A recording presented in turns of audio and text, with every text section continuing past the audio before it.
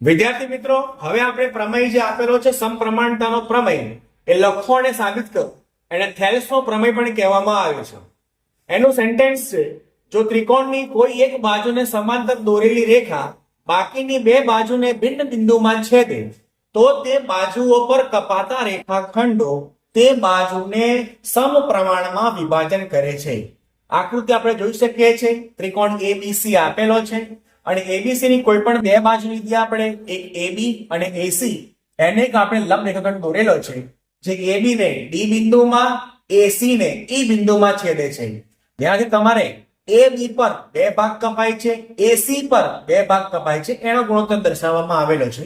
પક્ષ લખવાનો છે આપણે કે ત્રિકોણ એબીસી ની બાજુ બીસી ને સમાંતર રેખા બાકીની બે બાજુ એબી અને એસી ને અનુક્રમે એબી ને ડી બિંદુમાં, એસી ને ઈ બિંદુમાં છેદે છે. સાધ્ય મતલબમાં આપણે સાબિત કરવાનું છે તે એડી ના છેદમાં બીડી બરાબર એઈ ના છેદમાં ઈસી. સાબિતીની આપણે વાત કરીએ આપણે તો બીઈ તથા સીડી દોરવાનો છે. બીઈ અને સીડી આપણે જોઈન્ટ કરવાનો છે અને ડીએમ લંબ એસી લઈ લેવાનો છે. ડીએમ એ એસી ને લંબ લેવાનો છે અને એ જ રીતે બીજો ઈએન લંબ એબી, ઈએન એ એબી પર લંબ લેવાનો છે. જેનાથી અહીંયા તમારા ત્રિકોણ બનશે ઉપરના અને નીચેના બે, કારણ કે નીચેની બીસી ને સમાંતર બે ત્રિકોણ બને છે. તો આપણે સૌથી પ્રથમ પહેલા અહીંયા એક ઉપરનો ત્રિકોણ લઈએ એડીઈ. તો એરિયા ઓફ એડીઈ એટલે ત્રિકોણ એડી નું ક્ષેત્રફળ ઇઝ ઇક્વલ ટુ 1/2 ગુણ્યા એડી ઇન્ટુ ઈએન. ક્યાંથી આવ્યું? આપણને ત્રિકોણના ક્ષેત્રફળનું સૂત્ર ખબર છે, 1/2 ગુણ્યા પાયો ગુણ્યા વેગ. આથી 1/2 ગુણ્યા પાયો એટલે એડી પાયો દોરવામાં આવેલો લંબ આપણો કયો છે ઈએન. અહીંયા ઈએન લીધું. સમીકરણ નંબર 1 આ ઉપરના ત્રિકોણ. આનું આપણે બીજું સમીકરણ બનાવવાનું છે જે આપણું છે BDE. ત્રિકોણ BDE નું ક્ષેત્રફળ ઇઝ ઇક્વલ ટુ 1/2 ગુણ્યા BD એના પર દોરવામાં આવેલો આ એક જ વેગ દેવાનો છે EN. હવે સમીકરણ 1 અને 2 ને આપણે ગુણોત્તર લેવાનો છે. જ્યારે ગુણોત્તર દર્શાવવામાં આવે છે ત્યારે 1/2 EN અહીંયા ઉડી જશે અને લાસ્ટ આપણી આ ઇક્વેશન રહેશે એરિયા ઓફ ADE ના છેદમાં એરિયા ઓફ BDE બરાબર AD ના છેદમાં BD. આ જ રીતે હવે આપણે બીજા ઇક્વેશન બનાવવાના છે. ઉપરનું જે ઇક્વેશન છે ADE એ સેમ જ લેવાનું છે ADE, અને હવે આપણે બીજું ત્રિકોણ લેવાનું છે અહીંયા DEC. તમે ECD પણ બોલી શકો છો. જે ઇક્વેશન લીધેલું છે અહીંયા અને એનો પણ સેમ ગુણોત્તર લેવામાં આવેલો છે અને તમારું સમીકરણ નંબર બીજું અહીંયા 4 બની જશે. આ જ રીતે સમીકરણ 3 અને 4 અને બીજું આપણે જોઈ શકો છો કે ત્રિકોણ BDE અને ત્રિકોણ DEC એ એક જ પાયા પર આવેલા ત્રિકોણ છે, જે આપણે આકૃતિમાં જોઈએ છે. હવે તમે જોઈ શકો છો કે DBE અને DEC આ બે ત્રિકોણ બે સમાંતર બાજુ DEBC ની વચ્ચે આવેલા છે અને આ બંને ત્રિકોણની અંદર DE એક સામાન્ય બાજુ છે. હવે આ બંને પરિસ્થિતિ આપણા ત્રિકોણના નિયમ અનુસાર આવું હોય તો આ બંને ત્રિકોણ જે નીચે બનેલા છે, એક ત્રિકોણ BDE અને બીજો ત્રિકોણ DEC, આ બંનેના ક્ષેત્રફળ પણ કેવા આવશે? અહીંયા સમાન આવશે. જેના અનુસંધાનમાં સમીકરણ નંબર આપણું 3, સમીકરણ નંબર આપણું 4 અને સમીકરણ નંબર 5 પરથી AD ના છેદમાં BD બરાબર AE ના છેદમાં EC સાબિત થાય છે. જે આપણો અહીંયા જે દોરવામાં આવેલી બાજુઓમાં જે મધ્ય દોરવામાં આવેલો એના અનુસંધાનમાં બાજુનો ગુણોત્તર અહીંયા સમાન આવે છે. હવે ચેપ્ટર નંબર 6 માં પ્રમેય બીજો છે 6.2.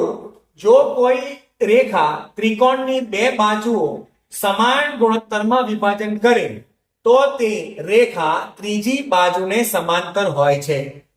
આ આપણું પ્રમેયનું સેન્ટેન્સ છે. પક્ષ એટલે મતલબમાં આપણને અહીંયા જે સેન્ટેન્સમાં આપણું તે લખવાનું છે કે સાહેબ ત્રિકોણ ABC માં એક રેખા AB અને AC AB અને AC ને અનુક્રમે D અને E બિંદુમાં છેદે છે. D અને E બિંદુમાં છેદે છે, જેનાથી આપણે પ્રમેય 6.1 પ્રમાણે આપણે આ સાબિત કરી શકીએ છીએ, જે આપણે સાબિત કરેલું છે. આપણે સાબિત કરવાનું છે, સ્વાધ્યાયમાં લખીશું. પહેલા પ્રમેયમાં શું હતું કે સમાંતર રેખાઓ હતી તો સાબિત કરવાનું હતું ગુણોત્તર. અહીંયા કીધું છે ગુણોત્તર હોય સરખો તો અહીંયા દર્શાવવામાં આવેલી DE અને BC એ બે રેખા સમાંતર છે એ સાબિત કરવાનું છે. સાધ્યની વાત કરીએ આપણે અહીંયા તો સાબિતીમાં જોઈ શકીએ છીએ અહીંયા કે DE અને BC બંને ત્રિકોણ ABC ના સમતલમાં આવેલી રેખાઓ છે. BC અને DE આ બંને રેખા, તેમના માટે બે શક્યતાઓ હોઈ શકે છે. નંબર 1, DE એ BC ને સમાંતર છે અથવા DE એ BC ને સમાંતર નથી. જો આપણે એ વાત કરીએ કે ધારો કે DE એ BC ને સમાંતર નથી એવું ધારી લઈએ તો D માંથી BC ને સમાંતર હોય એવી આપણે હજુ એક રેખા દોરવી પડશે. જે રેખાને D માંથી AC પર દોરી અને બિંદુ અહીંયા લઈને આપ્યું છે E'. જો E' આપવામાં આવે તો પ્રમેય 6.1 પ્રમાણે હવે આપણે E' ને ધ્યાનમાં લઈએ તો ગુણોત્તર આવશે AD ના છેદમાં DB બરાબર AE' ના છેદમાં E'. હવે આપણે આગળ વધીએ. વળી આપણે પક્ષમાં દર્શાવવામાં આવેલું છે કે સાહેબ જો અહીંયા E બિંદુ આપેલું હોય તો આપણો પ્રમેય સાબિત થતો 6.1 એના અનુસંધાનમાં AD ના છેદમાં DB બરાબર AE ના છેદમાં EC થાય. તો અહીંયા આપણે સેન્ટેન્સ જે દર્શાવવામાં આવેલા છે, એક આ સેન્ટેન્સ અને એક આ સેન્ટેન્સ બંનેને સરખાવી દઈએ તો તમે જોઈ શકો છો આની જમણી બાજુ બંને સરખાવી છે. હવે શું કર્યું કે બંને બાજુ હું +1 ઉમેર્યા છે. બંને બાજુ હવે +1 ઉમેરવામાં આવે છે. આફ્ટર લસા લીધો છે. લસા લીધા પછી તમે ધ્યાનથી જોઈ શકો છો કે AE' વત્તા EC એ તો AC બનાવે છે આકૃતિ પરથી, અને AE વત્તા EC એ પણ આપણો AC બનાવે છે. તો AC અહીંયા ઉડી જશે, જેના અનુસંધાનમાં તમને ખાલી આ જવાબમાં મળવાનું છે EC બરાબર EC. એનો મતલબ કે જે તમે E' બિંદુ મૂક્યું, આકૃતિ પર જઈએ હવે, કે જે તમે E' બિંદુ મૂક્યું એ DE અને DE' બંને પણ સમાંતર છે અથવા બંને રેખાઓ કેવી છે અહીંયા સરખી છે. જેના આધારે અહીંયા આપણે કહી શકીએ છીએ કે E' અને E સંપાતી બિંદુઓ છે. એનાથી આપણે એવું પણ લખી દો કે E' બરાબર E. જો E' બરાબર E હોય તો DE' બરાબર BC પણ થાય અને DE બરાબર BC પણ થાય. આ રીતે આપણે પ્રમેય 6.2 જે આપણો પ્રમેય 6.1 હતો એના કરતા ઉલટી રીતે અહીંયા આપણે આને સમજાઈ શકીએ છીએ. વિદ્યાર્થી મિત્રો, વિભાગ D ની અંદર બીજો એક ક્વેશ્ચન આન્સર આવી શકે છે દાખલો ગણવાનો, કે જે આપણો પ્રમેય 6.1 હતો સમપ્રમાણતાનો પ્રમેય, એના રિલેટેડ આ એક્ઝામ્પલ છે. આવો બીજો કોઈ પણ એક્ઝામ્પલ પૂછી શકે છે. આ એક્ઝામ્પલ 2022-23 માં થોડોક ઉલટ કરીને પૂછવામાં આવેલો છે. રકમ જોઈએ અહીંયા આપણે તો ત્રિકોણ PQR માં QR સમાંતર AB આકૃતિમાં આપણે જોઈ શકીએ છીએ. અહીંયા આપણે સાબિત કરવાનું છે નંબર 1, BR નું માપ શોધો. તમે આકૃતિમાં અહીંયા BR જોઈ શકો છો, આનું માપ આપણે શોધવાનું છે. તમને આકૃતિમાં અહીંયા PA નું માપ આપેલું છે 1.5 સેન્ટીમીટર, AQ નું માપ આપેલું છે 3 સેન્ટીમીટર, PB નું માપ આપેલું છે 1 સેન્ટીમીટર. તો BR નું માપ શોધવાનું છે. બીજું શોધવાનું છે આપણે PQ, એટલે આખો અહીંયા PQ નું માપ શોધવાનું છે, જે આ બેનો સરવાળો આવી જશે. ખૂબ સરળ એક્ઝામ્પલ છે. લખવાની ફોર્મેટ અહીંયા બહુ સારી આપણે જાળવવાની છે. અહીંયા PR નું માપ શોધવાનું છે અને છેલ્લે ત્રિકોણ PAB એ સમરૂપ કયો ત્રિકોણ છે એ આપણે ચર્ચા કરવાની છે. તમે જોઈ શકો છો ત્રિકોણ PAB આ ઉપરનો મેઇન ત્રિકોણ છે એ કોને સમરૂપ છે એ આપણે સાબિત કરવાનું છે.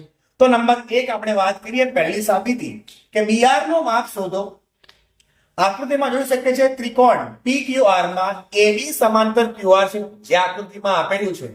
તમને PA નું માપ આપેલું છે, AQ નું આપેલું છે, PB નું આપેલું છે. પ્રમેય 6.1 અનુસાર અહીંયા આપણે બાજુઓના ગુણોત્તર લઈ લેવાના છે. એક્ઝામ્પલ તરીકે PA ના છેદમાં AQ બરાબર PB ના છેદમાં BR. તમને PA ની કિંમત આપેલી છે, AQ ની કિંમત આપેલી છે, PB ની કિંમત આપેલી છે, BR આપણે શોધવાનો છે. સામાન્ય અહીંયા BR ને આપણે ઉપર લઈ જશું, 1.5 ને નીચે લઈ જશું અને 3 ને અહીંયા ગુણાકાર કરી દઈશું, જે આપણો ક્રોસ ગુણાકાર થઈ જશે. આફ્ટર આપણે ઇક્વેશનમાં 3 ના છેદમાં 1.5 લાસ્ટ આપણા BR બરાબર 2 સેન્ટીમીટર આવે છે. 4 માર્કનો દાખલો છે, 4 વસ્તુ શોધવાની છે. ખૂબ સરળતાથી આપણે આને લખી શકીએ છીએ. બીજી સાબિતી છે કે આપણી PQ નું માપ શોધો.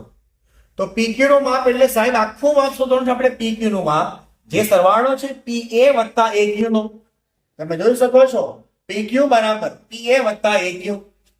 PA નું માપ લખ્યું, AQ નું માપ લખ્યું, બેનો સરવાળો કર્યો, આપણને PQ પણ મળી ગયા.